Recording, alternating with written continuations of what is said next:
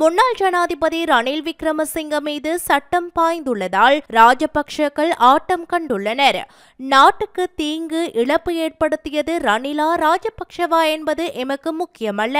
எவராக இருந்தாலும் ஊழல் மோசடிகளில் ஈடுபட்டவர்களுக்கு எதிராக சட்டம் தனக்குரிய கடமையை செய்யும் என கடற்றொழில் நீரியல் மற்றும் கடல் வளங்கள் அமைச்சர் ராமலிங்கம் சந்திரசேகர் தெரிவித்தார். தேசிய மக்கள் சக்தியின் யாழ் மாவட்ட அலுவலகத்தில் இன்று நடைபெற்ற விசேட ஊடக சந்திப்பின் போதே அவர் இவ்வாறு தெரிவித்தார். நாங்கள் ரணில் விக்ரமசிங்காவை கைது செய்வதற்கு முதல் நாங்கள் எல்லாம் அரசாங்கம் சட்டம் அவர் மீது சட்டங்கள் பாய்வதற்கு முன்னு சொன்னார்கள், ரணில் விக்ரமசிங்காவை நெருங்க முடியாது, தொட முடியாது, அவர் சர்வதேச ராஜதந்திரம் தெரிந்தவர், நரித்தனமானவர், அவரோடு விளையாட முடியாது என்று கூறினார்.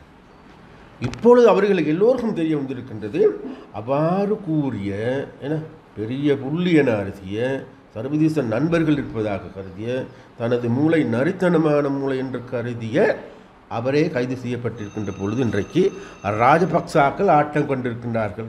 இந்த நாட்டுக்கு மோசடி செய்த அது ராஜபக்சாவா ரணிலா யார் என்ற கடை கிடையாது.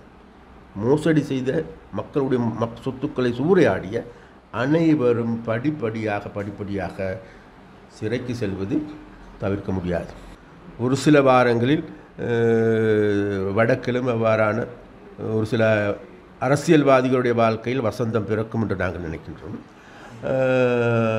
அது தொடர்ந்து கொண்டிருக்கின்றது. இப்பொழுது வேகமாக இன்றைக்கு மக்கள், அதாவது இவர்கள் மீது என்ற குற்றச்சாட்டுகள், மறைக்கப்பட்ட குற்றச்சாட்டுகள் எல்லாமே வேகமாக மக்கள் இன்றைக்கு அல்லது அதற்குரிய அதிகாரிகள் எல்லோருமே முன் வந்து எங்களிடம் வழங்கி கொண்டிருக்கின்றார்கள். அதற்கு அவை அனைத்தும் இன்றைக்கு எங்களுடைய சட்டத்துறை ஆய்ந்து கொண்டிருக்கின்றது. அவ்வாறு ஆய்வு முடிவின் பொழுது நிச்சயமாக அந்த திருடர்களுடைய வாழ்க்கையில் வசந்தம் தேடி வரும் என்று தான் நாங்கள் நினைக்கிறோம். ஜனாதிபதி மிக தெளிவாக சொல்லியிருக்கின்றார், மக்களுக்கு சொந்தமான அனைத்து காணிகளை விடுவிக்கிறதுக்கு நாங்கள் தீர்மானம். அப்போ அது மாத்திரமல்ல, தையட்டு வியார பிரச்சனை தீர்த்துப்பட வேண்டும் என்கின்ற நடவடிக்கை நாங்கள் எடுத்துக்கொண்டோம். அதே போன்று இராணுவ முகாம், தேவையற்ற முகாம்கள் எல்லாமே அகற்றுவதற்கான நடவடிக்கை நாங்கள் எடுத்துக்கொண்டோம். அந்த வகையில் ஒரு வேளை ஜனாதிபதி வருகின்ற போது அது செய்வாரா இல்லையா என்பது எனக்கு தெரியாது. நாங்கள் பொதுவாக சொல்லியிருக்கின்றோம், அதாவது அனைத்தையும் விடுவதற்கு அதற்கான சரியான ஆய்வு கள வேலைகள் நடந்து கொண்டிருக்கின்றது.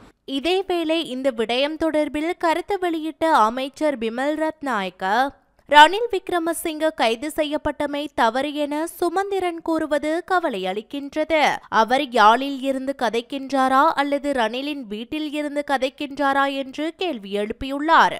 මේ රටේ නීතිය කාටත් සමානයි, ලොක්කන්ට පොඩ්ඩන්ට ඔක්කොටම එකයි විදියේ නීතියක් සහිත රටක් හදපු නිසා තමයි කරලා තියෙන. අපි කනගාටු වෙනවා. අප දුටුවා සුමන්දිරන් මහත්මයා කියනවා මේ රනිල් වික්‍රමසිංහ අත්අඩංගුවට ගැනීම වැරදි කියලා. අපි අහනවා සුමන්දිරන් මහත්මයා මේ රනිල්ගේ ගෙදර ඉඳන්ද කතා කරන්නේ නැත්නම් යාපනයේ ඉඳන්ද කතා කරන්නේ කියලා. 81 සංවර්ධන සභා මංකොල්ලයට, 83 කළු ජූලියට, පුස්තකාලය ගෙන තැබීමට, දහස් ගණන් මේ රටේ සිංහල දෙමළ මුස්ලිම් ජනතාව මරා දැමීමට වගකීව යුතු අතිවිශාල වැරදි ප්‍රමාණයකට හවුල් වෙච්ච පුද්ගලයෙක් රනිල් වික්‍රමසිංහ මහතා. ඔහුගේ පාලන කාලවලදී වගේම නිශ්චිත වශයෙන් 2015 මහා බැංකු මංකොල්ලයට ඍජුව සම්බන්ධ බවට චෝදනා ලැබූ පුද්ගලයෙක් හැමදාම දේශපාලන බලය මත නීතියට උඩින් ඉන්න දරපු උත්සාහයක් දරපු පුද්ගලයෙක්ව ආරක්ෂා කරන්න කටයුතු කිරීම ගැන අපි ඇත්තටම අපිට දැනෙන එක්තරා ආකාරයක දෛවයේ සරදමක් වගේ සුමන්දිරන්ලගේ. ඒ නිසා අපි තාමත් පැහැදිලි කරන්න කැමති ආණ්ඩුවක් වශයෙන් ජනාධිපතිවරයාත් අපේ ජනවරමම තියෙන දේ තමයි මේ රට විනාශ කරපු මහා පරිමාණ Tamanට නීතිය අදාළ නැහැ. கருப்புச்சோலை கலவரம், நூலகம் எரிப்பு, படுகொலைகள் உட்பட பல சம்பவங்களுக்கு பொறுப்பு கூற வேண்டிய நபர்தான் ரணில் விக்ரமசிங்க.